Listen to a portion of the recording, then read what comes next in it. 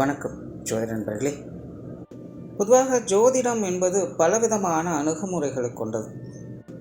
இது ஒரு கடல் மாதிரி பல விஷயங்களையும் உள்ளடக்கியதாக இருக்கும். அதனால தான் ஜோதிடத்தில் ஒவ்வொரு விஷயங்களையும் சரி, ஒவ்வொரு அமைப்புகளையும் சரி முக்கியமாக பார்க்கப்படும். அதாவது ஒரு ஜாதக கட்டம் என்பது பிறந்த தேதி மற்றும் நேர அடிப்படையில் உருவாக்கக்கூடியது. இதில் பிறந்த தேதி அப்படிங்கிறது நம்மளுடைய ஜென்ம ராசி, ஜென்ம நட்சத்திரத்தை சொல்லும். நேரம் அப்படிங்கிறது நம்மளுடைய ஜென்ம லக்னத்தை குறிப்பிடும். ஸோ இதை வச்சு தான் நம்ம இப்போது ஜென்ரலாக இந்த ராசி நட்சத்திர பலன்கள், இப்போது லக்ன பலன்கள் அப்படிங்கிறதையும் பார்த்துக்கிட்டு வரோம். பொதுவான வகையில் இதுதான் அதிகமாக பேசப்படுது. ஆனால் ஜோதிடத்தை பொறுத்த வரைக்கும் கிரக அமைப்புகள் தான் ரொம்ப ரொம்ப முக்கியம். இங்கே வந்து ஜஸ்ட்டு தேதி மற்றும் நேரத்தோடு நிற்கிறது இல்லை, மாதம் மற்றும் வருடம் அப்படிங்கிற அமைப்புகளும் உடன் இருக்கத்தான் செய்யுது. ஸோ கிரக அமைப்புகள் நாள், வாரம், மாதம், வருடம் அப்படிங்கிற அமைப்புகளில் பிரிக்கப்பட்டும் இருக்குது. அதாவது ஒவ்வொரு கிரகமும் சூரியனை சுற்றி வரக்கூடிய அந்த முழுமை பெறக்கூடிய அந்த அமைப்புகளின் படி ஒவ்வொரு கிரகங்களும் இப்படி நாளின் அடிப்படையிலும், மாதத்தின் அடிப்படையிலும், வாரங்களின் அடிப்படையிலும், வருடங்களின் அடிப்படையிலும் பிரிக்கப்பட்டிருக்கு.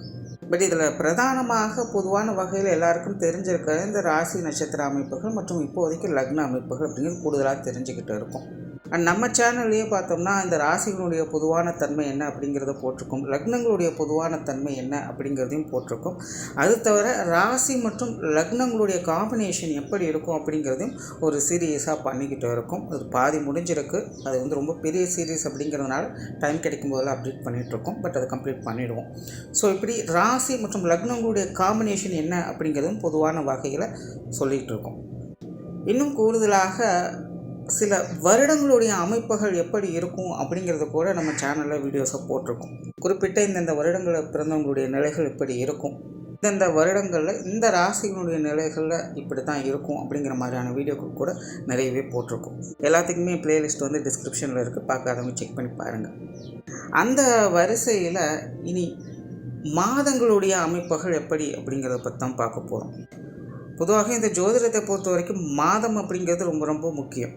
பட் அது பெரிதாக யாரும் கண்டுகொள்றதில்லை. ஏன் அப்படின்னா, மாதம் அப்படிங்கிறது சூரியனுடைய அமைப்பை வச்சு சொல்லக்கூடியது. இங்கே சூரியன் தான் எல்லாத்துக்குமே பிரதானம். சூரியனை மையமாக வச்சு தான் எல்லா கிரகங்களுமே இங்கே சுற்றி வந்துக்கிட்டு இருக்குது. அப்போ இந்த சூரியன் பாயிண்ட் பண்ணக்கூடிய இந்த மாதம் அப்படிங்கிறது ரொம்ப ரொம்ப முக்கியமானது. அப்படி இந்தந்த மாதங்களில் பிறந்தவங்களுடைய வாழ்க்கை நிலை பொதுவான வகையில் இப்படித்தான் இருக்கும் அப்படிங்கிறதும் ஒரு பொதுவான கருத்துக்கள் இருக்குது. அது என்னென்ன அப்படிங்கிறத பற்றி தான் இந்த பதிவுகளை நம்ம பார்க்க போகிறோம்.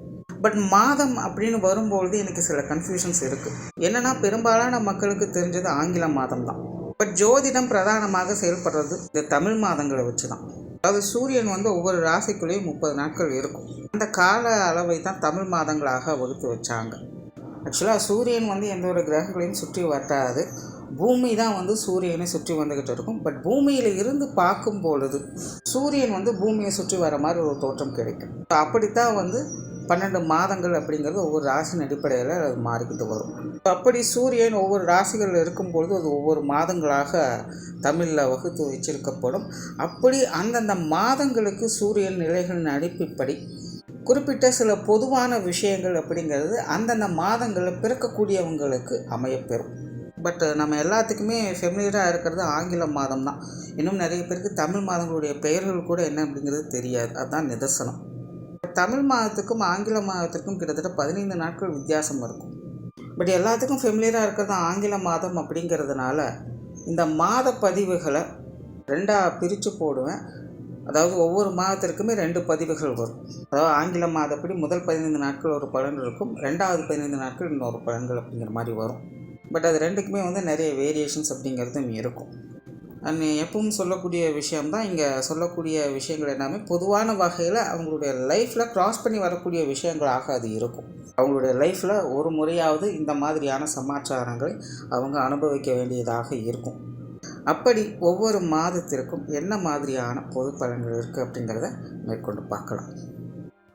டிசம்பர் மாதம் 1 முதல் 15 தேதி வரை பிறக்கக்கூடியவங்களுக்கு பொதுவாக இந்த காலகட்டங்களில் பிறக்கக்கூடியவங்க திட்டம் தீட்டி காரியம் சாதிப்பதில் வல்லவர்களாக இருப்பாங்க. இயற்கையாகவே நல்ல செயல்திறன் கொண்டவங்க. கடினமான முயற்சிகள் இருக்கும். முடியாத சில விஷயங்களை கூட சிரமப்பட்டு முடித்து காட்டக்கூடிய திறன் பெற்றவங்க. அதே நேரம் தொலைநோக்கு சிந்தனையோடு செயல்படக்கூடியவங்க. இவங்ககிட்ட எப்போவுமே அடுத்தது என்ன அப்படிங்கிற கேள்வி இருக்கும். ஒரு இன்ட்யூஷன் பவரோடைய எல்லா விஷயங்களும் செயல்பட்டு வருவாங்க. அதே போல் எந்த ஒரு காரியமானாலும் அதில் தனக்கான லாபம் என்ன அப்படின்னு பார்த்த பிறகு தான் காரியத்திலே இறங்குவாங்க. எடுத்த காரியத்தை முடித்து காட்டக்கூடிய புத்திசாலித்தனம் மிக்கவங்க. இன்னும் கிளியராக சொல்லப்போனால் இவங்கெல்லாம் தொழில் சார்ந்த விஷயங்கள் மற்றும் பொருளாதார ரீதியான விஷயங்களில் வித்தகர்களாக இருப்பாங்க. நுணுக்கமான வேலைப்பாட்டு திறன் இவங்ககிட்ட இருக்கும். ஒரு விஷயத்தை மற்றவங்ககிட்ட எப்படி கொண்டு போய் சேர்க்கறது அல்லது மற்றவங்களை எப்படி அட்ராக்ட் பண்ணுறது, இந்த மாதிரியான விஷயங்கள் கை தேர்ந்தவங்களாக இருப்பாங்க. என்னதான் இவங்களுக்கு லாப நோக்கத்தோட ஆதாய நோக்கத்தோடு வேலை செய்யக்கூடிய திறன் இருந்தாலும் கூட சுயநலம் அப்படிங்கிறது இவங்களுக்கு கிடையாது. இவங்க பெரும்பாலும் மற்றவங்களுக்காகவே செயல்படுவாங்க. இன்னும் சொல்லப்போனால் மற்றவங்க மனமறிந்து செயல்படக்கூடிய தன்மை இவங்களுக்கு இருக்கும். சுய ஜாதகத்தில் கிரக அமைப்புகள் சாதகமாக இருக்கும் பட்சத்தில் இவங்க சுற்று வட்டாரத்தில் மதிப்பு மரியாதை மிக்க செல்வாக்கு மிக்க ஒரு வாழ்க்கையை வாழ முடியும். நல்ல தொழில், வேலை, ஆடம்பரமான வீடு, வாகனம், பொருளாதார நிலைகளில் நல்ல வளர்ச்சி போன்ற அனைத்துமே இவங்களுக்கு இயல்பாகவே கிடைக்கப்பெறும். ஏன்னா இயற்கையாகவே இவங்க இது சார்ந்த விஷயங்களில் ரொம்பவுமே சாமர்த்தியமான நபர்கள். இவங்களுக்கு நிகர் இவங்க தான் அப்படின்னு சொல்லக்கூடிய நிலைகளில் இவங்க இருப்பாங்க. அதனால் இவங்களுக்கு சுய ஜாதக ரீதியாக கிரகங்கள் சாதகமாக இருக்கும் பட்சத்தில் இவை அனைத்துமே ஊர் மெச்சக்கூடிய வகையில் இவங்களுக்கு அமையும். ஒருவேளை சுய ஜாதகத்தில் கிரகங்கள் சாதகமாக இல்லாத பட்சத்தில் இது எல்லாமே தேவைக்கேற்ப அமையும். அதே நேரம் இது சார்ந்த விஷயங்களில் கொஞ்சம் கான்ட்ரவர்சிஸும் இருக்கும். பேச்சுவார்த்தைகளில் சாதுரியம் மிக்கவங்க. விதியை நம்பக்கூடியவங்களாக இருப்பாங்க. தனக்கு மிஞ்சின சக்தி ஒன்று இருக்குது அப்படிங்கிற நம்பிக்கை இவங்ககிட்ட ஆழமாக இருக்கும். துப்பறிவு திறன் இவங்ககிட்ட அதிகமாக இருக்கும். எந்த ஒரு விஷயத்தையுமே முழுமையாக அலசி ஆராயக்கூடிய திறன் பெற்றவங்களாக இருப்பாங்க. கலை காவியங்களில் ஈடுபாடுகள் இருக்கும். நல்ல கற்பனை ஆற்றல் இவங்களுக்கு உண்டு. இன்னும் கற்பனைன்னு சொல்கிறத விட சிந்தனை ஆற்றல் இவங்களுக்கு உண்டு. ஒரு சதாசர்வ காலம் ஏதோ ஒரு வேலையை பற்றியோ பொருளாதார விஷயங்களை பற்றி தான் அதிகமாக சிந்திச்சுக்கிட்டு இருப்பாங்க. அதே போல் சுக வாழ்க்கையை விரும்பக்கூடியவங்க. அதே போல் இவங்க ஹார்ட் ஒர்க்கும் செய்வாங்க, ஸ்மார்ட் ஒர்க்கும் செய்வாங்க. ரெண்டு நிலைகளுமே தன்னுடைய திறனை காட்டக்கூடிய நபர்களாக இருப்பாங்க. இன்னும் சொல்லப்போனால் ரெண்டு நிலைகளுமே வேணும், இது ரெண்டுமே அவசியம் அப்படின்னு சொல்லக்கூடியவங்களாக இருப்பாங்க. காரியங்களில் ஒரு விதமான அவசரத்தனமும் பிடிவாதமும் இவங்ககிட்ட உண்டு. தனக்குத்தானே ராஜா, தனக்குத்தானே மந்திரி அப்படின்னு செயல்படக்கூடியவங்க. இவங்க அவ்வளோ சீக்கிரம் யாருடைய பேச்சுக்கும் கட்டுப்படாதவங்க. ஈகோ கொஞ்சம் அதிகமாகவே இவங்ககிட்ட வேலை செய்யும். முடிஞ்ச அளவுக்கு இவங்க யார்கிட்டையுமே விரோதம் பண்ணி கொள்ளாமல் இருப்பது நல்லது. ஏன்னா அந்த மாதிரியான விஷயங்கள்லாம் காலத்துக்கு மறக்க முடியாத ஒரு விஷயமாக இவங்களுக்கு இருக்கும். காதல் சம்பந்தப்பட்ட விஷயங்களில் அலாதியான பிரியமுடையவங்க. அதே போல் இந்த பிரயாணம் சம்பந்தப்பட்ட விஷயங்களையும் பிரியமுடையவங்க. ஆன்மீக ரீதியான விஷயங்களில் நாட்டங்கள் இருக்கும். குறிப்பாக இந்த யோக சாதனங்கள் போன்ற விஷயங்களில் கூட அதிகமான ஈடுபாடுகளை காட்டக்கூடியவங்களாக இருப்பாங்க. துறவரம் போன்ற விஷயங்களில் கூட இவங்களுக்கு ஈடுபாடுகள் அதிகமாகவே இருக்கும். நார்மலாகவே இந்த மித்தாலஜி மற்றும் ஃபேண்டசி சம்பந்தப்பட்ட விஷயங்களில் அதிக நம்பிக்கை உடையவங்களாக இருப்பாங்க. அதே போல் ஆன்மீக பணிகளில் ஈடுபடக்கூடியவங்களாக இருப்பாங்க. இவங்களுக்கு இயற்கையாகவே இந்த மந்திர சாஸ்திர வித்தைகள், பூஜை புனஸ்காரங்கள், மாய மந்திரங்களை பிரயோகிக்கிற இந்த மாதிரியான விஷயங்களில் அலாதியான ஈடுபாடுகளும் பிரியமும் இருக்கும். ஸோ இந்த மாதிரியான விஷயங்களை தேடி போய் கற்றுக்கொள்ளக்கூடியவங்களாக இருப்பாங்க. இவங்களுக்கு குடும்ப வாழ்க்கை ஒரு யதார்த்த நிலைகளில் இருக்கும். குடும்ப விஷயங்கள், காரியங்கள்லாம் பெரும்பாலும் இவங்களுக்கு ஒத்துப்போகக்கூடிய விஷயங்களாகத்தான் இருக்கும். ஒரு குடும்ப உறவுகளுக்குள்ளே நிறைய கான்ட்ரவர்சியான நிலைகளை இவங்க பார்க்கலாம். குறிப்பாக இந்த காலகட்டங்களில் பிறக்கக்கூடியவங்க பெரும்பாலும் மற்றவங்க எல்லாத்தையுமே கொஞ்சம் சுயநலவாதிகளாகத்தான் பார்ப்பாங்க. காரணம், இவங்களுடைய வாழ்க்கையில் பல விஷயங்களையும் மற்றவங்களுக்காக பார்த்து செஞ்சுருப்பாங்க. ஆனால் இவங்க யாரையெல்லாம் நம்பி இருக்காங்களோ அவங்க எல்லாருமே இவங்களுக்கு ஏதோ ஒரு கட்டத்தில் துரோகம் பண்ணியிருப்பாங்க. ஏதோ ஒரு விஷயத்தின் மூலமாக மனக்குறைகளை ஏற்படுத்தி இருப்பாங்க. ஆகையினால் இவங்களுக்கு மற்றவங்க மேலே கொஞ்சம் கசப்பான உணர்வுகள் அப்படிங்கிறது இருக்கும். இதெல்லாம் குடும்ப உறவுகள் வகையிலையும் பார்க்கலாம். ஆகையினால் ஒரு கட்டத்துக்கு மேலே வாழ்க்கையில் குடும்ப உறவுகள்கிட்டயே பார்த்திங்கன்னா ஒரு அளவான ஈடுபாடுகள் தான் வச்சுப்பாங்க. ரொம்ப டீப் இன்வால்மெண்ட் அப்படிங்கிறது இருக்காது. சிலர்லாம் பார்த்திங்கன்னா ஆரம்ப காலகட்டத்திலேருந்தே குடும்ப உறவுகள்கிட்ட பட்டும்படாமலும் இருந்துட்டு வருவாங்க. சிலரெல்லாம் பார்த்திங்கன்னா பிகினிங் ஸ்டேஜில் ரொம்ப இன்வால்மெண்ட்டாக இருப்பாங்க, பிற்காலத்தில் ஒன்றும் இருக்காது. சிலருக்கெல்லாம் பார்த்திங்கன்னா ஆரம்பத்தில் எதுவுமே இருக்காது, பிற்காலத்தில் பார்த்திங்கன்னா எல்லோரும் மேலேயும் அட்டாச்மெண்ட் அப்படிங்கிறது ஏற்படும். ஸோ இந்த மாதிரி நிறைய குடும்ப உறவுகளுக்குள்ள மாற்றங்கள் அப்படிங்கிறது இருக்கும். பட் அதே நேரம் இவங்க ரொம்பவுமே சென்டிமெண்ட் பிரியர்கள் தான்.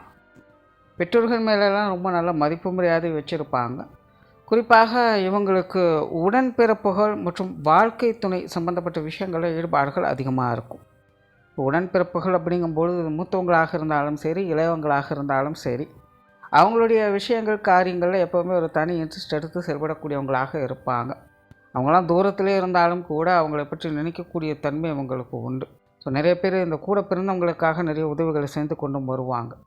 உடன்பிறப்புகள் கூட இவங்க மேலே ஒரு நல்ல மதிப்பு மரியாதை வைத்திருக்கக்கூடியவங்களாகத்தான் இருப்பாங்க. திருமண வாழ்க்கை, கணவன் மனைவி உறவுகள் அப்படிங்கிறதும் இவங்களுக்கு ஈடுபாடுகள் அதிகமாக இருக்கும். நார்மலாக வாழ்க்கை துணை விரும்பிகளாக இருப்பாங்க. இவங்களுக்கு இயற்கையாகவே இந்த காதல் சார்ந்த விஷயங்களில் ஆர்வம் அதிகம். அதனால் வாழ்க்கை துணையை நேசிக்கக்கூடியவங்களாகவும் விரும்பக்கூடியவங்களாகவும் இருப்பாங்க. அதே போல் வாழ்க்கை துணையின் வகையிலிருந்து சகாயங்களையும் ஆதாயங்களையும் பெறக்கூடிய தன்மை அப்படிங்கிறது உண்டு. பட் அதே நேரம் இவங்களுக்கு வாழ்க்கை துணையை அனுசரித்து போகக்கூடிய தன்மையும் தேவைப்படும். குறிப்பாக சுய ஜாதகத்தில் கிரகங்களுடைய அமைப்பு சாதகமாக இருக்கும் பட்சத்தில் உங்களுடைய திருமண வாழ்க்கை அப்படிங்கிறது ஒரு திருப்திகரமான மன வாழ்க்கையாக இருக்கும். அப்படி இல்லாத பட்சத்தில் உங்களுடைய திருமண வாழ்க்கை அப்படிங்கிறது கொஞ்சம் கான்ட்ரவர்சி நிலைகள் தான் செயல்படும். பட் ஈடுபாடுகள் அப்படிங்கிறது அதிகமாக இருக்கும். பட் அதே நேரம் பார்த்திங்கன்னா நீயா நானா அப்படிங்கிற போட்டி மனப்பான்மை அப்படிங்கிறது அதிகரிச்சுக்கிட்டு இருக்கும். ஸோ இவங்களுக்கெல்லாம் பார்த்திங்கன்னா இவங்களுடைய மன வாழ்க்கை சாதகமாக இருப்பதும் இல்லாமல் இருப்பதும் அவங்களுடைய மனதை பொறுத்து தான். குழந்தைகள் வகையில் சகாயங்களை பெறக்கூடியவங்களாக இருப்பாங்க. குழந்தைகள் சம்பந்தப்பட்ட விஷயங்கள் காரியங்களில் மன மகிழ்ச்சி பெறக்கூடிய அமைப்புகள் இவங்களுக்கு உண்டு. குழந்தைகளுக்காக நிறைய விஷயங்களை செய்து கொடுக்கக்கூடியவங்களாகவும் இருப்பாங்க. சிலருக்கெல்லாம் பார்த்திங்கன்னா குழந்தைகள் வகையில் நிறைய விரயங்கள் செலவுகள் அப்படிங்கிறது அதிகமாக இருக்கும். இருந்தாலும் குழந்தைகளுக்கு செய்யாமல் வேறு யாருக்கு செய்ய போகிறோம் அப்படிங்கிற மைண்ட் செட்டில் பல விஷயங்களும் செய்துட்டு வருவாங்க. ஸோ குழந்தைகள் சார்ந்த விஷயங்கள் பெரும்பாலும் இவங்களுக்கு தனிப்பட்ட முறையில் சுக சந்தோஷங்களை கொடுக்கக்கூடிய வகையிலேயே அமையும். பொருளாதார ரீதியான விஷயங்கள், சொத்து சுகங்கள் சம்மந்தப்பட்ட விஷயங்கள் இதெல்லாம் பார்த்திங்கன்னா ஒரு சாதகமான நிலைகளில் இருக்கும். தொழில் வேலை உத்தியோக ரீதியான விஷயங்கள் கூட இவங்களுக்கு சமாளிக்கக்கூடிய நிலைகளிலேயே இருக்கும். ஸோ ஓவராலாக இந்த டிசம்பர் மாதம் 1 முதல் 15 தேதி வரை பிறக்கக்கூடியவங்க இல்லற வாழ்க்கையும் துறவற வாழ்க்கையும் ஒரு சேர வாழக்கூடியவங்களாக இருப்பாங்க. நன்றி, வணக்கம், வாழ்க வளமுடன்.